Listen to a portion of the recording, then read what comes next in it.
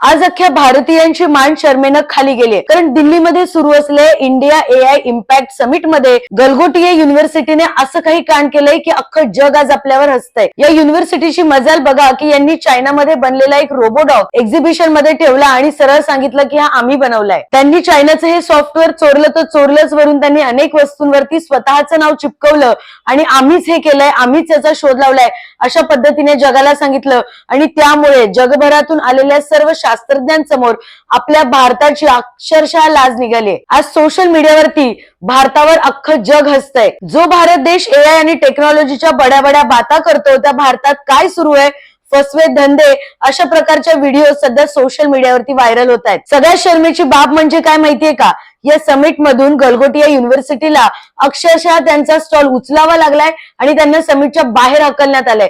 म्हणजे तुम्ही विचार करू शकता का, असा AI इव्हेंट जो भारतामध्ये सुरू आहे आणि चक्क त्या इव्हेंट मध्ये भारताचीच नाचक्की होतीये। म्हणजेच काय तर आपली शिक्षण व्यवस्था आणि बड्या बड्या युनिव्हर्सिटीज काय माती खातायत याचं हे उत्तम उदाहरण आहे। शिक्षण देणाऱ्या संस्था जर असं चोरून काम करत असतील तर तिथे शिकणाऱ्या तरुणांच्या भविष्याचं काय होईल याचा जरा विचार करा। आणि आपण भारतीयांनी मिळून या भारताचं काय केलंय हे जरा सगळ्यांपर्यंतच पोहोचवा।